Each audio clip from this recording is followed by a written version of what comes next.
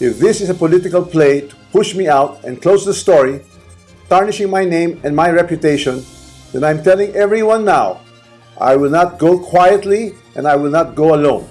I will not be the fall guy for other people's corruption. Maituturing na seryoso at may halong babala ang laman ng pahayag ni dating House Speaker Martin Romualdez ukol sa flood control projects anomaly.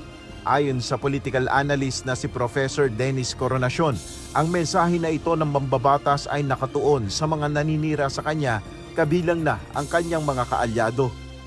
It's a strong statement na I think naka-address ang audience niya dito, yung Pangulo.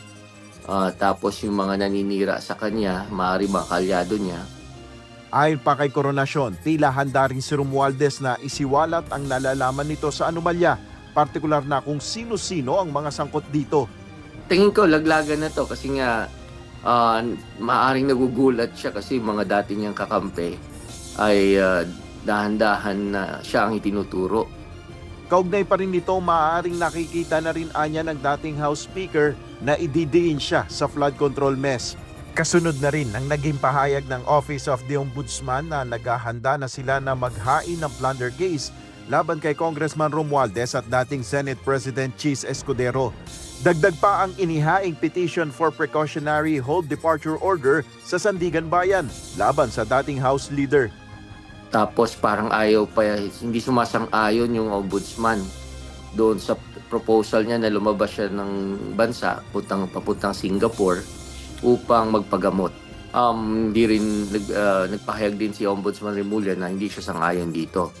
Oo, so these are clear indications, if you're going to read between the lines, these are indications that there might be a plan on the part of the administration to make Congressman Romualdez as one of the culprits, to name him as one of the culprits. Ayon kay Professor Coronacion, mas mabuting magbigay na rin ng pahayag si Pangulong Ferdinand Marcos Jr. ukol sa naging pahayag ng kanyang pinsan na si Congressman Romualdez. Tingin ko mas maganda para sa taong bayan na magbigay ng mensahe ang Pangulo upang linawin kung ano yung sinasabi ni Congressman Martin Romualdez.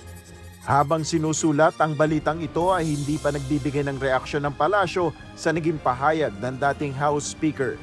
Nel Maribuhok, UNTV News and Rescue, Diyos ang aming sandigan, serbisyo publiko ang aming pinahalagahan.